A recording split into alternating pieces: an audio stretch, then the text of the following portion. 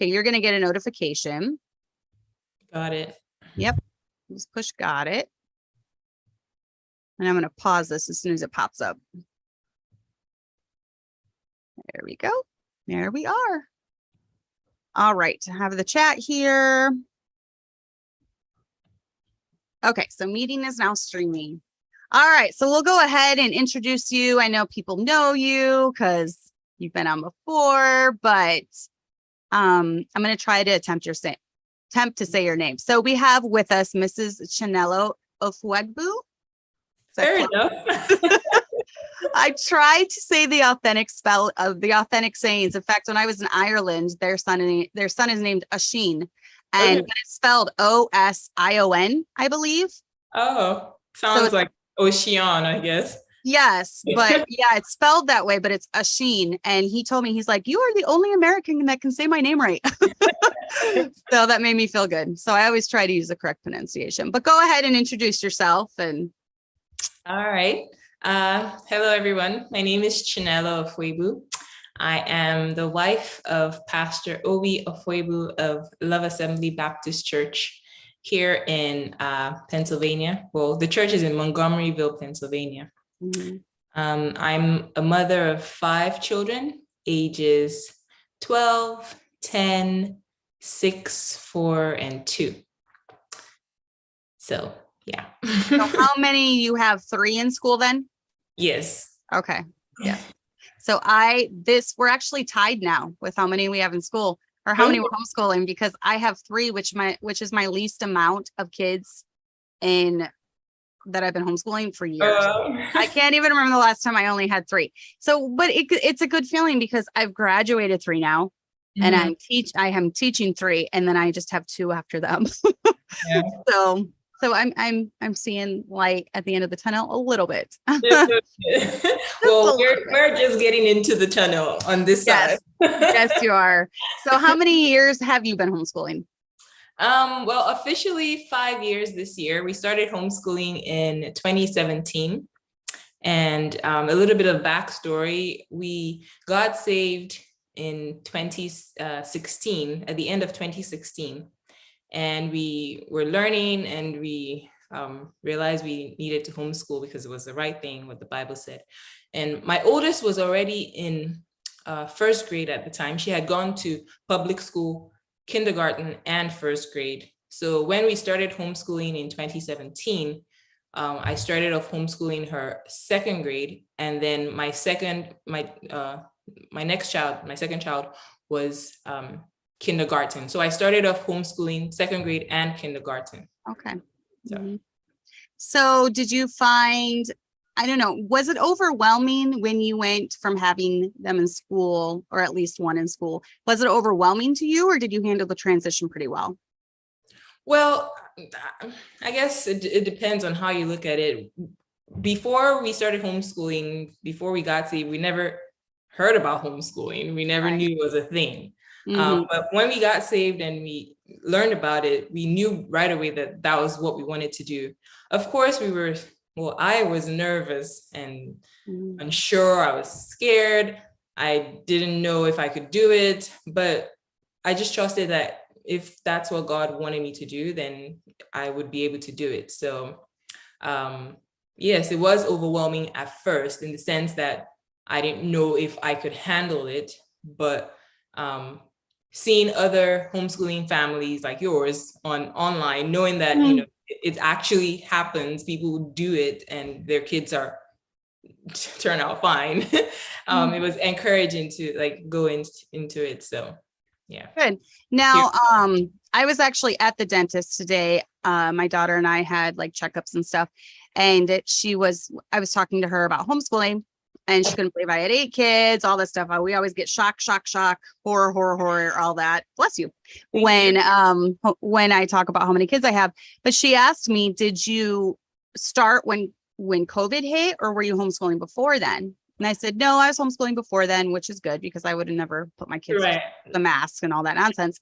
But she said that she's heard that just over the past couple of years, thousands and thousands and thousands have started homeschooling. And that is true. So I am noticing a lot more interest, a lot more people traffic to my channel just with the topic of homeschooling. So, and that's why we do it. We want to let mothers know that. And I told her, I said, it's not as overwhelming as you think. It's not as tough as you think. And if you think about it, your child being homeschooled, I'm homeschooling 3, you're homeschooling 3. Think of the ratio of teachers to students in a classroom.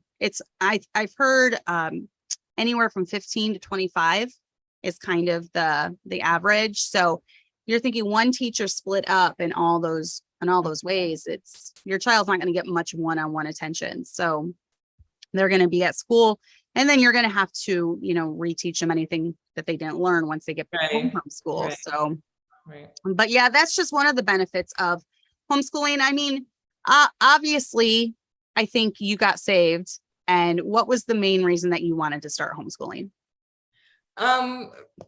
Like I said, we got saved and we learned the truth. We're preaching online, seeing families like yours. And of course, the most important thing is that that's what God commands. We see it in the Bible ourselves, Deuteronomy 6:6-7. That was like our main verse, and it says, and these words which I command thee this day shall be in thine heart, and thou shalt teach them diligently unto thy children, and shalt talk of them when thou sittest in thine house, and when thou walkest by the way, and when thou liest down, and when thou risest up. So that's what God commands us to do. And we knew we wanted to obey God, and we decided to go ahead with that. That's the main reason. Now, there are other reasons why we homeschool, to protect them from the evil that is in this world. I mean, it's crazy, the stories you hear about what's happening out there in schools, the ungodly influences of peers or teachers, the people that they're around, or even just the values that they're teaching them nowadays, like the perverted things that they're telling kids in public school these days. We didn't want that for our children. So amongst many other things, those were the main reasons why we decided to homeschool. So yeah, I've always been, since I had my children, as my children are growing and leaving the nest and making their own way in the world, it's very bittersweet to me. It's hard for me. And when I started having children, I could not imagine, first of all, you think about all the mothers that have their kids, and for whatever reason, maybe they're being forced to because their spouse died or something horrible happened, but they have to, 2 months after they're born, put them in daycare and have someone else watching them all the time, because they have to work. And then you go from that to preschool, and then that to kindergarten. And I just couldn't imagine my children being under the care of someone else for 8 hours a day. That's when you think of how the younger kids, by the time you figure in sleep, that's a huge chunk of the day. So, and then also for me, you hear about socialization a lot when it comes to homeschooling and how you have to be careful. But honestly, I've met your kids, you've met my kids, and there is no problem with socialization with any of them. I've heard people talk about that too, so how do they get socialization? Like the church? Exactly. They interact with people where they're not locked in the room 24/7. They go out to the grocery store, we go to church, we go to the playground, we go, there are many ways they get interaction, and they're fine. Yes.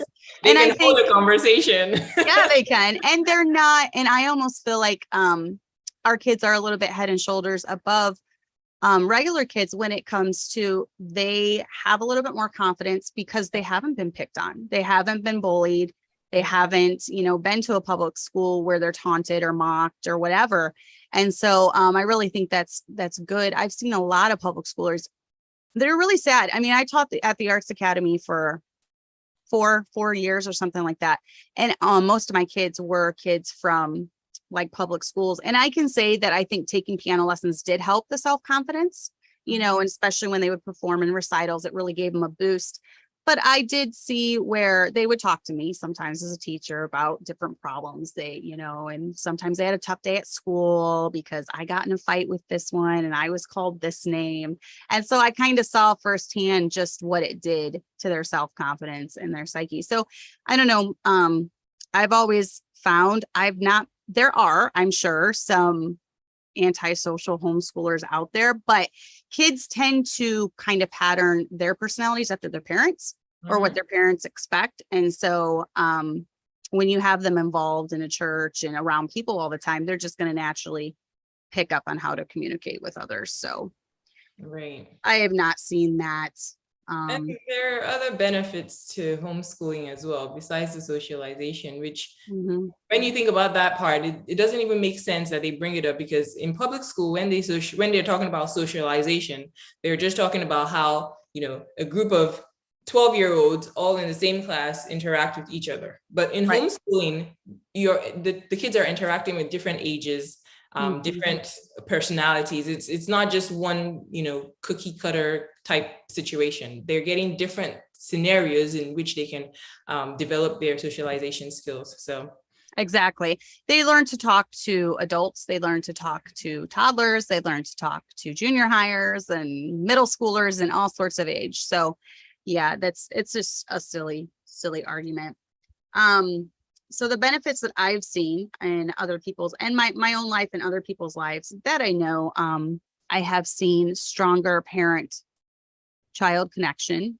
The parents are more aware of what's going on. And I'm glad you read those verses, because for me, that's a big deal. Just being able to talk to my kids about things that pop up throughout the day. Just yesterday, I know, was it yesterday, the day before, it wasn't a school day, but because my kids are with me all the time, all day long, Lana came to me and she's like telling me about something, a situation. And I explained, well, actually, this is what we do according to the Bible, and it's good to do this in your life, and this is, and this is what we do here. And I explained it, and she was just like, oh, okay. So I love seeing them just kind of soak it all in when you're able to just deal with maybe situations that come up throughout the day. Yep. So. And in addition to that, there are other benefits for homeschooling, at least in my life. I'm not worried about my children, what they're learning, who they're around, their safety. When my oldest was in public school, like I said, she only did 2 years, kindergarten and first grade, but I was always worried. Like I would always be like, what's going on in the school bus? Is she okay at the playground? Like constantly. And when she would come back from school, I would literally be asking her, like, tell me about everything that happened, because I wanted to know and make sure that, nothing was going wrong and she was fine. And it was draining, basically. And I'm glad we made the switch, because then I don't have to worry about them, because they're around me and they're around godly influences that I'm controlling. Right. And also I get to watch them grow. I don't have to miss out on the light bulb moments where like, yes, it's always fun to see that. And then having them go at their own pace, what is comfortable for them. You don't have to go too fast, like the school might be going, or go too slow because you have to do what the book says. You just decide what your child is learning and how they're comfortable with it, and go from there. And then also picking your own schedule. You can decide how you want to homeschool. So you don't have to follow the school calendar. You can do, 3 weeks on, 1 week off, like we do, or you can do 6 weeks on, 1 week off, or you can actually follow the school calendar, whatever suits you. You're not fixed in a box, basically. So. Right. And I do like that too about the homeschooling. There's been sometimes when we need to do, like on music days, we'll do half days, so we'll do 4 full days and then a half day on the day that they have music lessons. And that works good for our family. We do traditional as far as 9 months on, 3 months off. But the nice thing about homeschooling too is when you do have a vacation, like we'll take a vacation to Florida in October, you just take that off. Exactly. You don't have to worry about it. When you guys came up here, just take off that week and you're all good. So I do like having my own schedule. I do like having my kids home with me. Yeah. I would be the same as you. I would just be wondering. I would be like, I think I would have anxious feelings. Like, what are my kids doing now? What are my kids doing now? What are my kids doing now? I would just feel anxious. I remember constantly asking Adana when she comes back home, I'd ask her, tell me everything from the moment you got on the school bus till the moment you stepped off of it. And after a while, I could see she was getting tired of like that constant, okay, do I have to repeat everything that happened today? So yeah, it's not a good place to be. No, I wouldn't like that. I guess we're just mama hens, but I don't know. I think anyone would anyone would have that. Okay, so the reason for homeschooling, I wanted to go over this. What is the goal for you when it comes to homeschooling your kids? What is your goal? You can kind of go over yours. I'll go over mine. Well, the goal, like, I guess starting off with the Bible verse, Proverbs 22:6 says, train up a child in the way he should go, and when he's old, he will not depart from it. The goal is to train them up so that when they're old, they would not depart from what you've taught them, the foundation, because this is the foundation of whatever their life is going to be. We're training godly seed that will grow up to love the Lord and, serve the Lord. We're training the next generation of soul winners. They're going to be the lights in this dark world, because sometimes I look at the world and I'm like, this is what my kids are going to grow up into. And I want them to be light, because this world is very dark. So that's my main goal, to train them up in the right way so that when they're old, they will not depart from it. And the only way to do that is to homeschool them in a godly setting. So yes. Yep. And my goal when I started homeschooling was not so much that I wanted, and I was just talking to my friend Amanda about this the other day. My goal is not to have the smartest kids. yeah. My goal is not to have the most intelligent kids. It's not, yes, the aspect of them learning is always good. And I do not ever want to fall into this whole unschooling thing. I want them to learn the basics. I want them to learn how to just get by in life, and not being illiterate and all this stuff. I want them to read well. I want them to know basic math. I want them to know basic English. But my goal was for my boys to raise hardworking men that love the Lord and would love their families. And that was my goal. And my husband was a huge part of that, obviously. And he had some set goals for them as well. Being a hard worker was one of the main ones. And for my girls, I wanted to raise, godly women that weren't into the things of the world, wanted to be different from the world.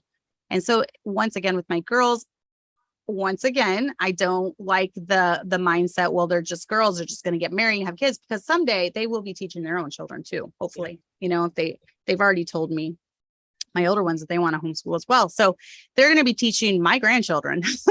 So they need to know the basics as well. They need to know them very well. And they need to know how to teach their kids that. So that's kind of been my goal, is raising just godly, raising godly seed. Like you said, it's not ever been to have the most intelligent.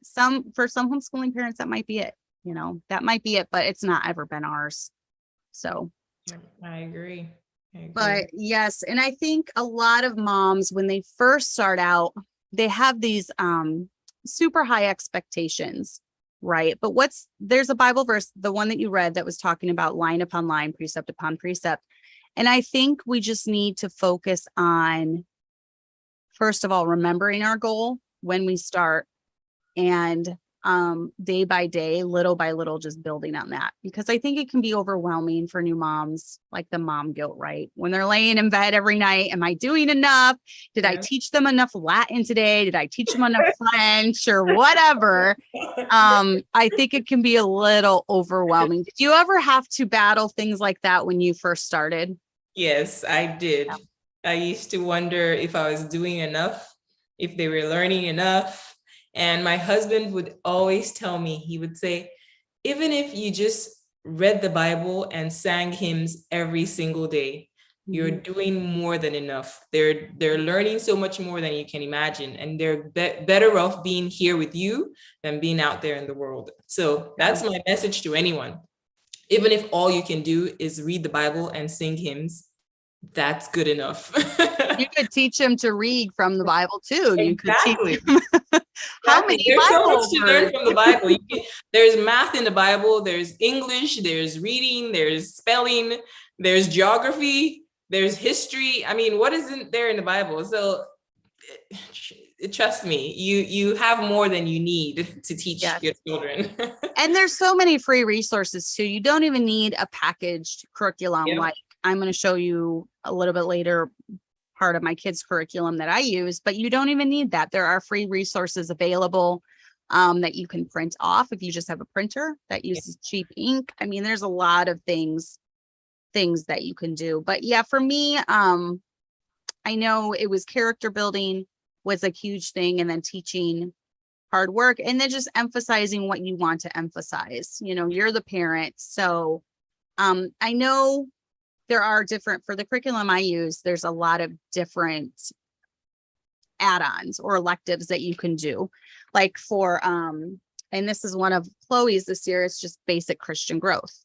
And so these kind of electives are important to me because they are teaching godly principles.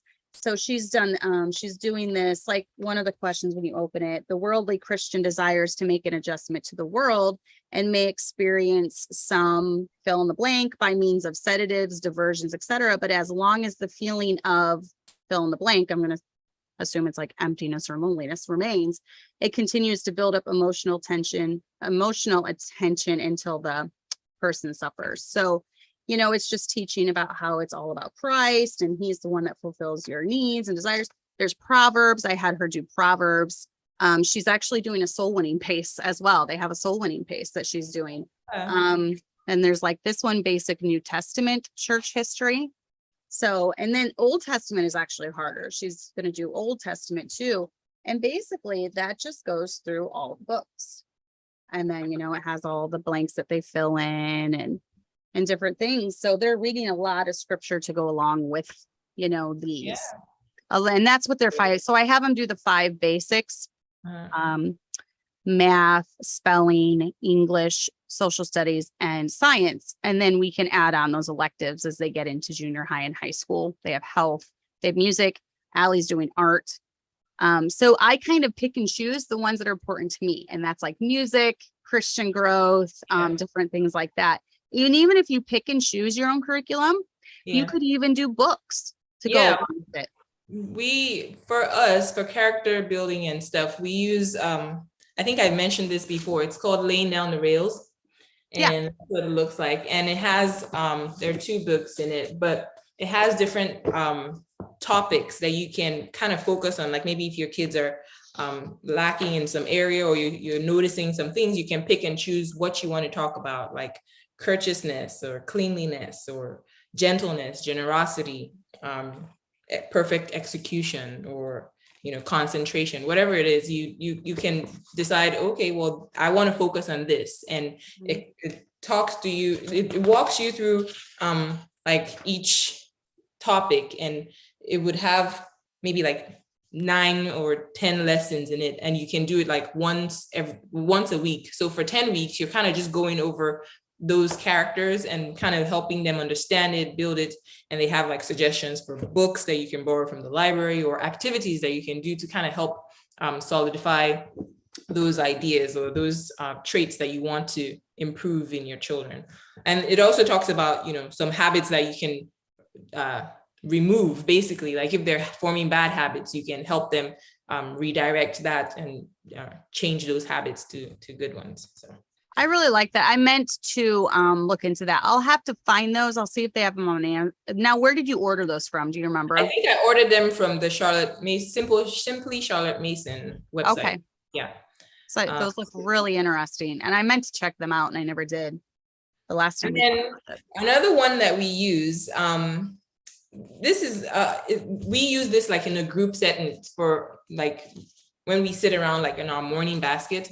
It's called the Children's Book of Virtues. Mm-hmm. And this was, we found this at the library and we just borrowed it out, we just picked it up and we realized like we really like it. And they're like pictures and stories, teaching like different values and virtues, and the images are pretty cool too to look at. And they're just little topics where, things that they might help that might help them remember things more easily. Like this one talks about courage and perseverance, and it says try again. They learn different sayings. If at first you don't succeed, try again. So it kind of builds that in their minds. So like I said, we got this at the library, but a friend who will remain nameless because she doesn't want to be put on the spotlight. She might be watching now, but thank you. You know who you are. Thanks. God bless you. She gifted this to us. And then she gifted us the second one, which we will be using this school year. So we've already done this, and we have it now in our collection. It's not just a library book anymore. And then we now have this one, which is the Children's Book of Faith. So it's like a second part in the series. So we're looking forward to doing this one this school year. So that's really cool. You know yourself. Thank you. My mom had the first one, and I loved reading it. I read through the whole thing when I was a kid growing up. She had it kind of sitting out on our table, and I would just grab it and lay on the floor and read for hours. And I loved that book. So yeah, that is a really, really good book full of great stuff for sure. So yeah, let's go into, speaking of curriculum, let's go into picking our curriculum. Explain I love your morning basket thing. So explain that. So go ahead and explain that, and then kind of tell us how you pick your curriculum, what kind of curriculum you're doing, all that. So. All right. So I guess to kind of explain a little bit of our system and our schedule, we year-round homeschool. We don't have huge breaks. So we homeschool throughout the year. We do 3 weeks on and 1 week off. Like the 1 week off is the last full week of the month.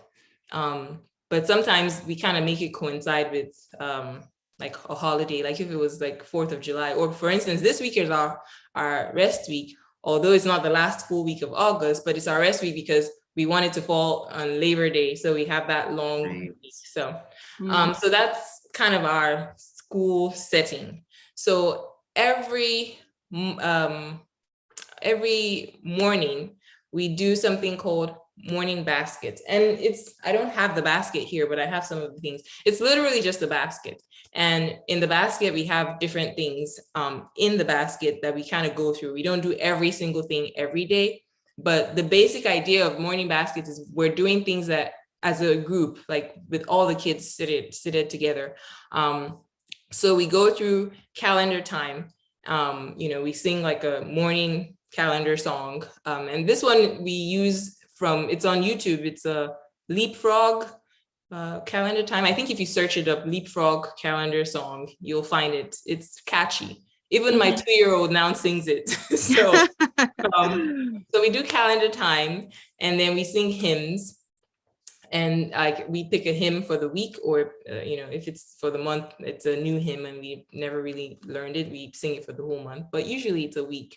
And then we memorize a Bible verse. And then we have our Bible reading.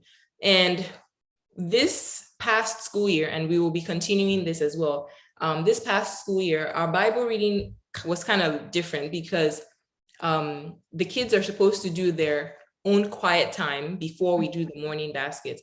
So they have like a quiet time devotion book, and they're different ages. This one is 4 to 6. They have 1 to 2, first grade to second grade, third grade to fourth grade, and fifth grade to sixth grade. So basically they're supposed to be learning the same things. It's just a different level. So the Bible reading is the same. It's just whatever level you're in, it teaches more in-depth stuff. So they're supposed to have done that quiet time before morning basket, because at morning basket, when we're doing our Bible reading, we pick the Bible reading for that day, and everyone kind of goes through and says, okay, this is what I learned. That is what I learned. And then after they're done with that, we might pick a proverb of the day and read and explain and talk about that. And then other things in the basket, like I said, we don't always do, but we would do, before we even get to that, once a month, we do names, like we go around and everybody says their name, their birthday, their address, and their phone number. Just in case anything happens, someone gets lost, you know your name, yes, you know your birthday, you know where you live, you know mommy's phone number. So I know that is smart. That is smart. I like that idea. I need to start doing that with my youngers. Yeah. So it helps because you never know. I mean, we hope for the best, but you have to be prepared for the worst. So everybody kind of goes through that. And even the little ones are now kind of starting to learn. They don't all know everything. Some of them don't know their birthdays, but we're trying, we're getting there. Eventually we'll all get there. At least they know their names, Right.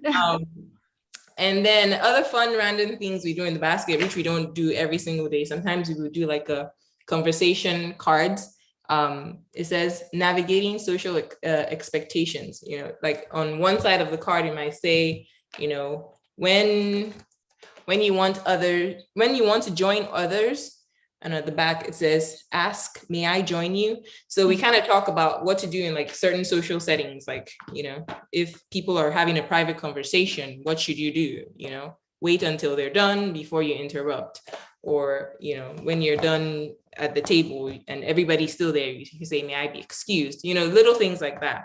Sometimes we go through like a joke book. We just, you know, just for laughs, we read it in there. Sometimes we would go through like a book like this. Like, I think I even got this from like Aldi. It's just like a sticker book, and it's Atlas of the World. There's another one that's Flags of the World. And we just kind of learn different flags, different countries, what they do, how they dress, different things like that. So there are kind of a bunch of random things in it. And we don't always do all of them every single day, you know, but there's always something we can pick from and do for that morning. So that's how our morning basket goes. And morning basket is usually around 11 a.m. because from morning, they should have, you know, eaten breakfast. The older kids should have started off on their own and seat work while I work with the little ones before we come together to do morning basket. So okay, so it's not like the first thing that you do. No, it's just not. sometime in the morning. Yes, sometime in the morning. And to cue everyone, when I'm ready, I sing a song. And once I start singing that song, everyone knows what it's time for. And I don't know if you know this song. I grew up singing it as a kid, and now they will remember it forever. It goes, I know the books, I know the books, I know the books of the Bible. I know the books, I know the books, I know the books of the Bible. Then we go Genesis, Exodus, Leviticus, Numbers, Deuteronomy, Joshua, Judges, Ruth, Samuel, Samuel. So now basically all the kids know all the books of the Bible, because every time we sing it, everyone starts singing along. And now they know all the books of the Bible. So by the time when we're all done singing that song, everybody should be seated and we start our morning basket. Okay, so if you're still doing your seat work, you can put it down, put it aside. We all come together, do morning basket. When we're done, then we can go back and continue whatever you may have been doing. So that's super cute. I do not know that song, but that's a great way to teach the books of the Bible. Yeah. I really, really like that. That's cute. So yeah, with mine is a lot more, not as much together time, I guess. I just told my girls today, I do want them before they start. We usually start right around the time that I teach every day, which is not every day. I don't teach every day, 2 or 3 times a week, but 9 o'clock is what I aim for. So they get up, eat breakfast, make their beds, do their chicken chores. The girls that have their chicken chores do them. And then I like them to sit down about 10 minutes before, 10, 15 minutes, and read their Bibles, read proverb, the corresponding proverb of the day to whatever day we're on. And then they dive into their school. So someone asked me which curriculum I'm using. I'll go over that really quickly. One of the things that I'm going to do this year, I'm kind of devoting Mondays to just planning. I have a homeschool planner that I just bought off of Amazon, I believe. It's just a combination plan and record book. In Illinois, we don't even really have to do this. Illinois is very, very loose, but I like to have a record of their grades as they go. And I also think that this is a good record just to show that we've been doing something. So I'll go through and list their names, all their subjects that they're doing. You can see Lana's doing the 5 basics and then 2 extra. Allie's doing the 5 basics and just 1 extra. I did not put art down though. She is also doing art this year. She's really excited about that. And then Chloe is doing 5 and then the 2 electives as well. These are Christian growth and soul winning. She'll have those done quickly though. So by the time second semester starts, she'll do I think civics this year as well, and possibly Constitution. She'll do as well. But then I like this book. It was very cheap. It wasn't very much, because in the back they have a huge section for grades. So I can go, this is like Abby's year 2020 through 21, and then just put every single grade for, geometry, biology, English, world history, and Old Testament is what she did that year. So just put every grade of the test and then average them all out at the end. And then that's there for her transcript if ever she needed it. I don't think I'll ever need her transcript, but it's there. So this has just a huge section for grades. So I'm not going to run out. I can keep years of grades in here. And then it's all in that book. So I do like to keep a little bit. I know a lot of Illinois parents do not, because they're so laid back. And I am also a member of Homeschool Legal Defense Association. If anyone ever came knocking at our door, you do not have to let people in. You actually just say, no, I'm going to call my lawyer, close the door, and they say, do not let them in. Do not let anyone into the house. You call the number. They send you a card with your name and number and all that. And then you call that number, and right away you're connected with a lawyer who then takes your case and tells you what to do, instructs you what to do on the phone while they're, there. So for my peace of mind, we do have a lot of haters out there. So I like to keep records that we're doing stuff. I actually have boxes of tests that my kids have taken through the years, just as proof that we've been doing something. And then we do the PACEs, the ACE. It's called ACE, Accelerated Christian Education. And they're called PACEs. And what there's 12 books in each subject corresponding. Lana is in third grade. She just started in third grade. So she's in 1025 because you go by 12 for each grade that they're in. Basically, they do 5 pages a day. And for Lana, since she's just starting, I'll go through and mark the page that she is doing. Like she already did up to Monday. So she will go on Tuesday, tomorrow, and then she'll work up to where it says Wednesday. So this is a lot. This is very student-led. Yes. So she reads all of her stuff and then, fills in the questions. She actually even they have corresponding score keys that then they'll have little boxes at the end of each thing. And if anyone ever is new to this and has questions, private message me. I can explain this whole curriculum to you. Done it for years. They're supposed to score the pages. Then they go back and correct their mistakes, and then they rescore. So when they see this, they know it's time to score. Right. And they correspond. And you do have to keep up on that. Kids can be sneaky and they can get lazy in their scoring to just get through their schoolwork faster. But they need to score, because if they go the whole pace doing the wrong answer, they're going to get that wrong test. So they have to score correctly. But that's basically what we do. And we're also doing teaching textbooks, which is an online course. It teaches them their lesson every day.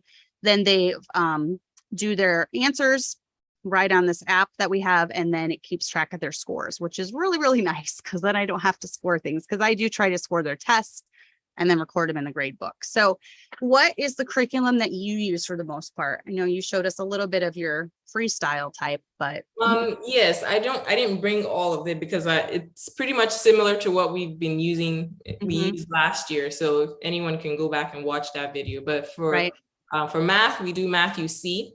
And I really like that because it kind of builds on itself. It's a mastery-based curriculum.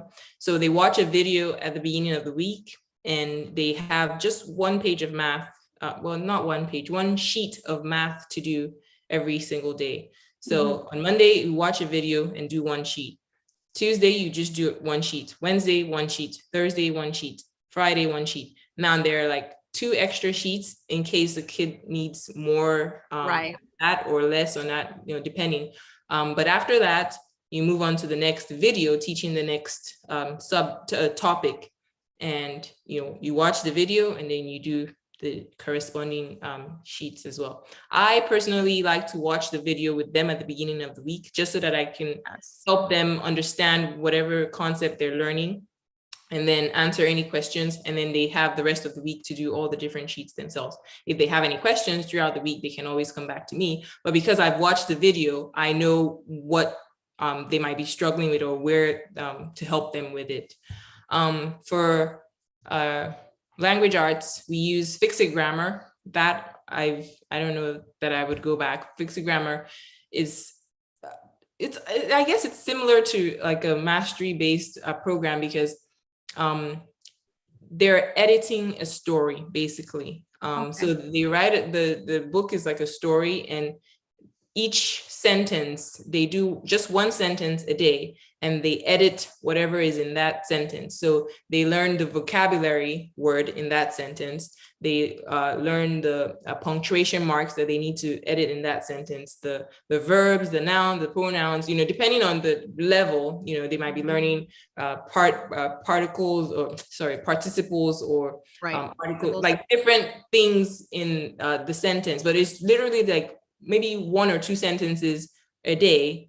And then at the end of the week, they're supposed to copy out that paragraph. So it would be like 4 or 5 sentences for the whole week, and they're copying it out in the correct edited form that they've done throughout the week. So they're learning different things throughout the week in Fix It Grammar. And then for reading and spelling, we do Abeka. Those are pretty simple. For science is kind of different because I like to do science as a group subject. We still use Abeka, but we use other resources like online resources, videos, or the library books that we borrow. So I usually pick a topic, and I focus on it for like the next 6 weeks or something, and we're learning about mammals or whatever, and we learn the different things that we need to learn in that subject. It's like a unit study basically, right? And, so I do all the gathering of all the information about that, and we go through it together. And then I kind of give them different activities based on their level. For history, we do Story of the World, which I've shown before. We like that. And in that as well, there are different levels depending on the grade. But it's one story we're reading, as a group, and everybody does different things in it. For like geography, we do like a geography workbook. So they have different levels as well. Those are more independent, so I don't really have to do much about that. What else? Like I said, I didn't bring all the curriculum because No, that's fine. So yours is very teacher led. You're picking and choosing, but I do like what you said. So with the math, let me just get this right. So you watch the one video on Monday. Now, is it the same concept then that they work on every day after that? Like, it's addition, they work on addition Tuesday, Wednesday, Thursday, Friday. If it's subtraction, okay. Right. So it's mastery based in the sense that they want the kid to get it. And they have basically maybe 4 or 5 sheets to do that week. If they need more, they can do the extra sheets. If they don't, they can just stop at 5. If they've gotten it by the 3rd page, they can move on to the next video, and they can say, okay, mommy, I'm ready to move on to the next video, the next concept. But basically it's trying to make sure they understand that concept before they build on the next one. Okay. Would you consider yourself, so we had a few different styles. There's a few different styles out there, traditional, which I would consider myself more traditional, using the boxed curriculum set. A lot of people look down on that, but that's what works for my family. So I really like it. I've tried Robinson. I particularly love Robinson because I am a writer. I love grammar. I love reading. I love that. So I would have loved Robinson curriculum growing up. My kids were not super fond of it, so it didn't really work for my family. There's also Charlotte Mason. Would you consider yourself more along that lines, or just? I think I'm eclectic, really. Eclectic, yes. I was just gonna throw that word out there. Yeah. I do the traditional, I do the Charlotte Mason where we read, I don't think I've ever really gotten into the Robinson curriculum though, but pretty much, I do the video, which is kind of like virtual, so I kind of pick and choose what works for us and what works for my family. And at this time, I feel like I can do that because I'm not spread out so thin. Probably as I add more homeschoolers to the mix, I might go into more, independent stuff with the older one. Because right now I have 2 that are sort of kind of independent-ish. And then I'm having my kindergartner, my 3rd, who's going to be in kindergarten this year. I'm going to be like focusing a lot on her because she's going to be learning how to read, basic, concepts that she needs a lot of my attention. So the older ones will have to work more independently. And then I have 2 toddlers who would probably be needing a lot of attention as well. So probably as I add more to, the line, I might lean more towards student-led curriculum. But right now it works for us, and that we all enjoyed. So Yes. What are you doing for, everyone knows my preferred, I love the Abeka videos for teaching how to read. So I do that for kindergarten and first. I try to have my kids enrolled in the Abeka Video School. It's done a really good job, especially when it comes to handwriting and different things like that. They teach cursive early on. What do you do? What is your teaching method for teaching a child how to read? Well, I'll start off by saying the first child I taught to read was Jidobi, and then I went to public school, so the teacher had to deal with that. Yeah. But when I had to teach Jidobi how to read, it was tough. Very tough. You almost Very wonder, like, how is it not connecting in there, you know? Yep. Mm-hmm. But I did it. Albeit, through sweat and blood, but Yep. I don't use Abeka videos, but I use Abeka books. I like their phonics. Yep. The reading they have the reading handbook, and then the language one, which is phonics as well. So that's what I use. And then I use other things like, I don't have it here. I didn't use this with Jidobi, but I'm planning to use this with Chisom because, why not? It's called Banana. That's her name. I was trying to think of her name. I always forget her name. I remember everyone else's name, but Chisom. Okay. So that's it. So we're going to be using Bananagram. I want to see how it works, and we'll see. I don't know. But yeah, the plan is to kind of go slow, and knowing what I know now with teaching Jidobi, I would be more patient and give myself and her more grace, because you would think learning to read is easy because it's like, okay, should spell, but they can say k, a, and t, but they just can't put it together. Yeah, it's very tough. Teaching, I've taught every single one of mine how to read, because even when my husband was the supervisor of the school at our old church, you did not send your child to the ACE school. They did ACE school there. So he was there every day with my kids, but you didn't send them until they knew how to read. So I taught every single one of mine how to read, and some caught on easier than others, but learning to read is a huge milestone, huge. And it's very, very difficult for the parents to really learn how to, every kid's different. So you have to come up with different teaching or different explaining ways. I remember Abby was not getting it, and I was so frustrated. And my husband finally, he went to Walmart and he bought these cheap little workbooks, teaching kids how to read, and he started working with her, and that's what made it click, was those cheap little workbooks. So she needed something more visual, I think, than what she had, and that just worked for her. So every kid has been different. I will say it takes about 3 years for them to be reading really well, I would say. So don't think that your kindergarten, it's very rare, it does happen, but most kindergartners are not like, my name is Bob, I kicked the ball. It's like that sentence would take an hour to read for most kindergartners. So speaking of that sentence, it reminds me, there's another resource I'm planning to use with Chisom as well. It's called Bob Books. They're my name is Bob. They're really super simple. Like they start off like easy. So hopefully those are, and they're like 2-word sentences. Matt sat, or fat cat. Yes. Mm-hmm. So hopefully we'll work through it with those, and they'll help. So yes, reading. So my I have like 3 now that I have, adults too. I have 3 things I've not enjoyed very much, and that is potty training, number 1. Number 2 is teaching them how to read, and number 3 is teaching them how to drive. So I have not liked those aspects of parenting very much at all. Those are the main things in life. I mean, yes, I know. Learning to go to the bathroom, yes. Learning to read, and driving. So yes, they're very important things, but I do not like teaching them.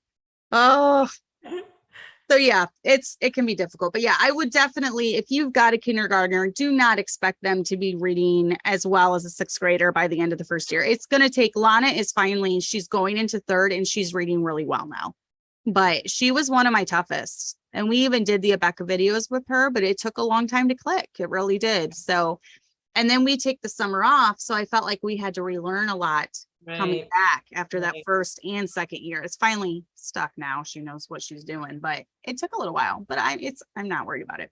Yeah. So let's talk about okay, we are going really slow through this. So I would try to speed it up. Okay. So differences with different ages. And we just talked a little bit about teaching them to read. You have not gotten to high school yet. Oh, I haven't. My oldest is in 6th grade, so I just have a middle schooler. So this year I have 6th grade, 4th grade, kindergarten, and then 2 toddlers. Right. Speaking on the toddlers, I wanted to ask this question because someone asked it in the Facebook group. I think when I posted this, they said, what are some tips if you have toddlers or lots of babies? You have lots of toddlers or babies. How do you even teach? I know this can be very overwhelming for young mamas. How do you teach a kid how to read when you've got no help and you've got babies running around everywhere? So, yeah. First of all, you have to give yourself some grace.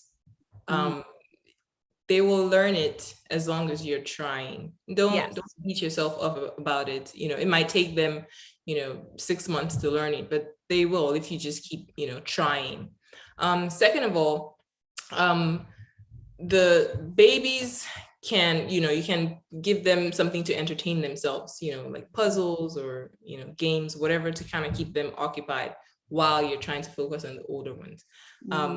I've gotten to a point where I guess I'm more comfortable in my homeschooling that I know what to do and how to do it as I go along. But new homeschooling moms, don't get overwhelmed. It can be overwhelming, but try not to be overwhelmed because you will eventually learn what works for you and what works for your child. So keeping the little ones busy and occupied or entertained while you focus on the older ones. Now, if you just have just little ones, I'd say don't be trying to teach your 4-year-old how to read. No, just read to them. That's all you need to do. Read a book, read the Bible, look at picture books, whatever it is. You shouldn't be doing too much at a young age. Right. If you ask me, I would say unless your child, which like mine, Chisholm is 6 and she's seen, her older ones more interested, like more into schoolwork. So she's more interested in that. So it's easy for me to kind of like help her along. But if you're just starting out homeschooling and you only have a 5-year-old, you don't have to go buy all the curriculum to try to teach them how to read and everything. No, just kind of let your day go naturally and they will eventually pick it up. And you will know, you will be able to tell when they're ready to move on and where they're ready to get more. So if you just have little ones, just read to them, look at picture books, sing nursery rhymes, that kind of stuff. That will help build their vocabulary as they go along. So don't feel like what we're talking about right now, relates to you if you just have little kids. But teaching them how to read, yes, it's going to take a while, but you can do it. There are many videos on YouTube that can help you. I know I remember using videos for Jidobi. I looked up videos on teaching kids how to read, how the letter sounds, all that. There are many resources out there. You just have to find out what works for you and what works for your child. So yes. And if you're teaching a child how to read and you have lots of babies, first of all, this is kind of what I did when I had life was hairy and I had lots of littles. I would wait. Our mornings would go as normal. I would wait until naps and I would schedule the same naps. If you have 2 toddlers, they go down at the same time. During that hour and a half, 2 hours, that's all you need for kindergartner. That's Absolutely. It. It's not going to take any. And I would do the whole singing songs because we had with ACE. I taught my 3 or 4. I taught my 4 older ones how to read with ACE, which is it's a good, I like that program as well. Their kindergarten program. And they have different stories and songs that go with each animal of the letter. And so we would read the story, we would sing the song, we'd have our own little school day. It's kind of cute memories now when I think back about it. And it worked really well. You don't need more than 2 hours to homeschool a kindergarten or even 2nd grade and down. You don't need more than 2 hours. And they're still kids at that age. You do not want them Yeah. You don't want them to start hating school from the time that they're young and just becoming super stressed out about it. And your child's crying because they can't say cat, and you're crying because they can't figure out how to say cat, and everyone's crying, and dad walks in and he's just like, what's going on? That's a horrible, and you're going to have days like that. You're going to cry, bro. And we'll talk about that in a second. You're going to cry some days, but you don't want every day to be a nightmare. Yeah. So yeah, just give yourself some grace. I started my first 3 way too young. They were 4.5, and I was too hard on them, and I regret it. So from Chloe on down, I've waited till they were over 5 before I began. And then I didn't panic if they weren't reading very well by the end of the first year. I give it a good 2 or 3 years. And then, I really make sure by the time they're going into 2nd grade, they're reading really well. And that's good. That's kind of what I do. So, yeah.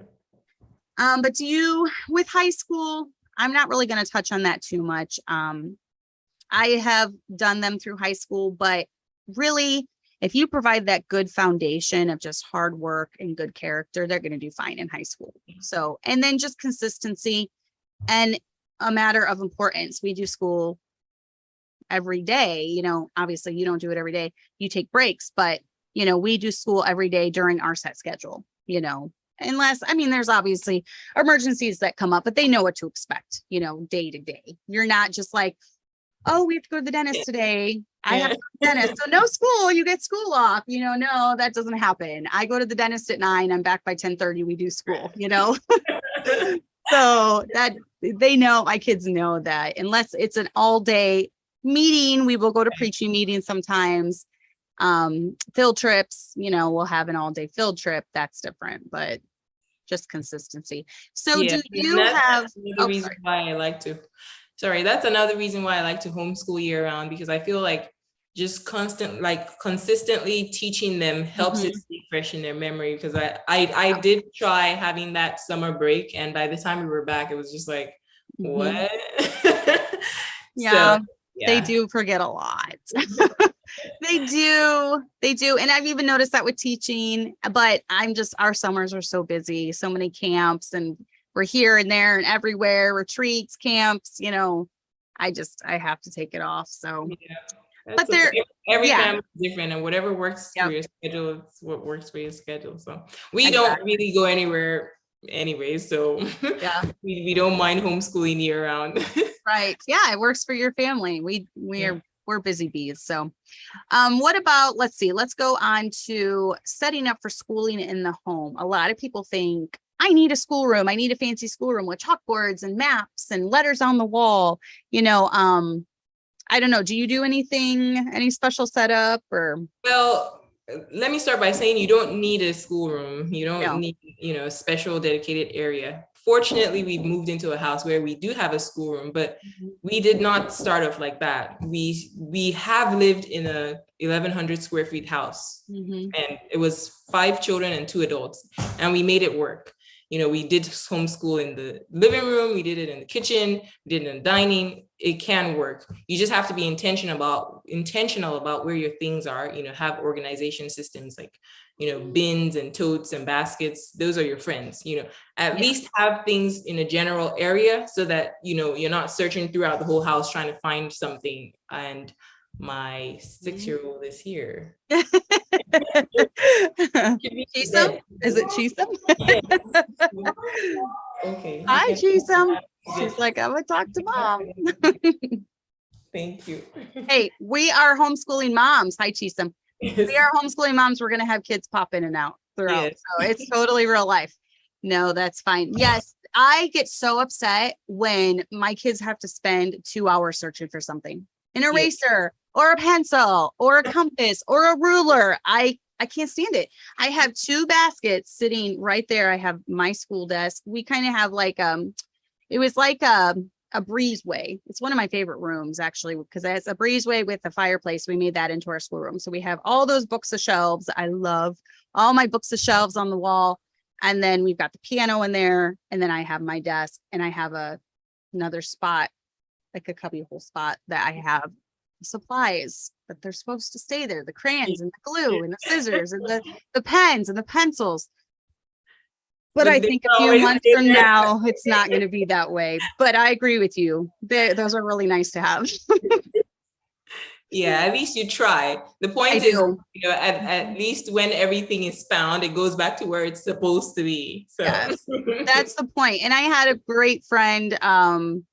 She does nice little things like this for me all the time. She sent me, when she found out I was preparing for my school year, she sent me a bunch of school supplies through Amazon, which was really nice. that's So nice. everything looks so nice now. I'm just wondering how long it's going to stay that way. We have plenty of everything right now, our first day of school. So I'm going to try to keep up on top of that this year too. But So you guys already had your first day of school today? today. Okay. Well, we usually do our first day of school is usually the day after Labor Day. So Okay. by next week, Tuesday, that will be our first day of Mhm. school. That's how we usually do it. And when I say first day of school, because we homeschool year round, we're still homeschooling. It's just that that's the official day that they start that grade, whatever grade. Okay. they're- Oh That's what- yeah. So it's like that's okay. You're now going into grade 5th or you're going Yeah. into kindergarten or whatever. So that's a good way to do it.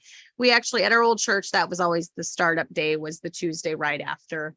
It They- seemed to be that way for a lot of schools, but they keep pushing it further and further back now. It's like they're starting school the first week of August, some Yeah. places. So, Yeah. but that's crazy. But what are some ways that you make the rest of the day go smoothly? Such as, like, do you do menu planning? Do you plan meals out? Well, I do try to have some kind of general idea of what we're eating for the week. And it does help, run the house smoother, when there's some kind of schedule set. It doesn't have to be like permanent or anything, but a general idea of something, what we're going to do today, what we're going to eat today, it helps make things go smoother, because then your kids, the family, everybody's kind of on the same page that, there's a time for everything. This is what we're doing today, XYZ. Life happens and you might have to switch things up, but that's okay. But it helps because then, okay, on Fridays we eat pizza for lunch. On Sundays we eat chili. On Wednesdays we eat waffles. Whatever it may be, as simple as it may be, it just helps okay, I'm not using a separate part of my brain to think about what we're going to do, because those are set in place, because we have a laundry schedule, we have cleaning schedule, we have, so if all falls apart and life happens, at least you have that to fall back onto when, things get back to routine. So yes, I try to think in the morning pretty early, what are we doing for dinner? That way we can throw it in the crock pot. Usually Abby, she's graduated now too, so she likes to do the meal. She loves to cook. So I'll say, Abby, let's brainstorm. What are we gonna make tonight?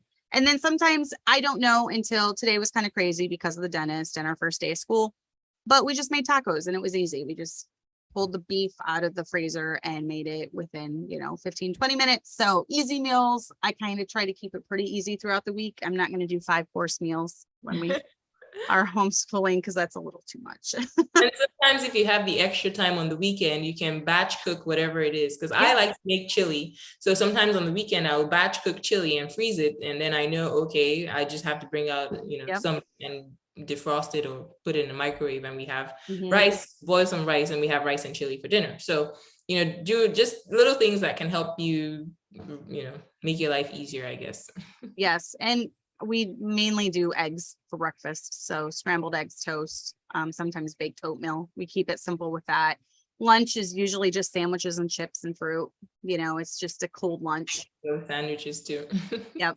So keep it simple. But I really wanted to hit on this last part, just the reality of homeschooling, to kind of wrap it all up in the next 10 minutes. But, I don't want to paint this picture like, oh, it'll be so easy. You'll wake up your first day of homeschooling and the birds will be chirping and butterflies will be flying around and classical music will be playing in the background. No, it's hard. Homeschooling is hard. You're really sacrificing a lot to homeschool. Sometimes your sanity, sometimes, and you're sacrificing your time. It takes a lot of time. It takes a lot of effort, and but it's all worth it. Yes. And that's just it. It is hard, but the rewards are great. Remember, anything in life that is good is hard. So, I don't know. What do you do? What do you do on the tough days when you just have a day where it feels like you're being pulled in a million directions. The baby's crying the whole time, you know. I don't know. The smoke alarm is going off. Everything's going wrong. And you just have to realize that life happens, and, you know, for whatever reason, you know, some days are going to be better than others. You just keep going. Even if it means, you know, you say, go play outside. Let's take a walk, go ride your bicycles. Oh, we're going to draw on the sidewalk with sidewalk chalk. Or, you know, sometimes I would put like a huge piece of paper on the kitchen table and I put crayons, just go have at it. Or board games or puzzles. Sometimes, if all else fails, we'll turn on the TV and watch a cartoon, you know, whatever it is, you know, de-stress in that moment. Yes, the day may be, you know, crazy, but you pick up where you left off the next day, and that's okay. And that's the joys of homeschooling. You can choose to take a break whenever you're not in the mood or you're not feeling it. You know, it could be you're pregnant, you're having morning sickness, you have a newborn baby, you're moving, you're traveling, someone fell sick and puked all over the floor, whatever it may be. Understand that life will happen. Life is not picture perfect. Your plans will go to, you know, wherever they go to, but take it as it is and keep moving. Yes, exactly. Like, as you know, I put in the notes, don't let it be a free for all. You don't want every day to just be crazy and chaotic and the kids are screaming and you're losing your mind and you're pulling your hair out and all this stuff. But realize that some days are just goners. You know, if maybe your husband, this has happened to me before. My husband needs me to be doing something for him. You know, there's something we have to work out with the insurance, or I need to switch over some bill, or I have to be on, you know, hold with the dentist or a doctor. You know, sometimes I am his helpmeet first and foremost. And I think we have it in our heads that we have to have this, like, oh, here's another tip. Don't watch all the viral homeschool mom videos because it'll make you feel horrible. Yes, I had a friend who shall remain nameless that was stressing herself out because she was watching homeschool videos where it was just this picture perfect life. And she's thinking, what am I doing wrong? You know, this isn't how it is for me. What am I doing wrong? And it's all a facade. You only put on the internet what you want people to see. So you're not going to show the bad parts. I got off social media a long time ago, and it's a sanity saver because you just make yourself depressed by watching other people's highlight reels. They're not showing you their bad days. They're not showing you the stressed out days. They're not showing you how messy the other part of their house is behind the camera. You know, so don't judge your life based off of someone's social media page. It's never a good idea. So yes, exactly. And you know, sometimes I just have to embrace the chaos. I'll just sit there, you know, Hannah will be throwing a fit, and then Kelly's crying because Hannah bonked her on the head. Hannah's a tyrant. She's bad. Kelly's like turned into this perfect angel, and now Hannah's like taken over all the badness. So Hannah will just bonk her. She beats up on Kelly really bad. She's like this tiny little thing. She beats up and Kelly just takes it. So they'll be going at it. You know, there's a girl singing, there's a girl playing her violin, there's a girl playing the piano. You know, you've got, I don't know, Coco Melon going on in the background. And I'm just like, I just have to laugh because I'm like, this is just pure chaos. This is just my life. But oh, you can either lose your mind or... I think that's why I prefer our schedule, because I look forward to rest week. Because I know at the end of the month, we're going to have a week where, you know, we'll just like chill out, either, you know, play video games, let the kids play video games, or we can go to the library or the park, or, you know, and usually at the end of, on the Fridays of our rest week, we have like family nights where we can watch movies or we can play board games as a family. So something to kind of just like de-stress and forget about, you know, the routine of life. And it helps. We all kind of work towards that, and then when we get to rest week, it's like, yeah, you know, it's like rewarding, and then we know, okay, now we have to pick back up. So it's like little rewarding bits throughout the year. So, but yes, and I think, you know, we can have mom guilt over Am I doing enough Latin? Which I've never done Latin, guys. So Neither have I. Spanish is about the only foreign language we've ever done. And then it wasn't even very much. But I wanted to read this tweet by a pastor that I followed, because this, I think he really, on Twitter, I think he really got the heart of why we homeschool. Because if you think about it, your home is your first and biggest mission field. You know, and he said, this is what he said in the tweet. He said, if you could spend every day discipling someone you led to Christ, what would they become? And then he said, answer, look at your kids. So your children should be your greatest converts. And that's so true. Yeah. Because we are literally discipling. And if you think about, you know, if you're raised in a Christian home, chances are most of my kids have been saved at home. You know, they get curious, they ask you, they hear the gospel all the time if they go soul winning. And so they start asking you questions and you get to lead them to the Lord. So they are, in essence, your most important, you know, people that you lead to Christ. And so how would you disciple? How would your, you know, the people, the Christians that you disciple, how would they turn out? And so I think that was just really, it was really deep for me, because that is my most important mission, is to raise godly children, you know, and that's why I do what I do. And that's why I believe what I believe. And I don't know, what are your thoughts about that? And we'll kind of close with that. Yeah, absolutely. No matter how, you know, how much, you know, you want to focus on the seat work and the books and all that, the main point is raising godly seed for the Lord. So whatever you're doing, that should be the focus, you know. And if you don't take anything else away from all that we've said today, just remember that you're doing it for the Lord. You know, you're going to answer to the Lord and say, I've done the best that I could do with, you know, the children that you've given me. So do whatever you need to do, take breaks, whatever it is, but make the journey enjoyable. You know, enjoy the journey, because it's not going to last forever. They're going to grow up and they're going to be gone. And you look back and be like, oh, where did all that time go? And so just remember to enjoy the journey. You know, have systems in place to help you and help your family. And most importantly, give yourself some grace. You're doing more than you think. Always pray and ask God to help you, because it's not easy. There are going to be tough days, but they're going to be good days too. So just enjoying the journey, basically. Yes.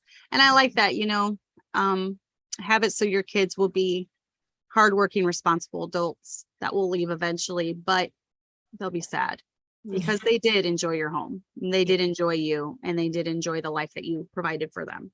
So, yep. For you to add something else? My goal is to raise my kids to be adults that I would like to be friends with.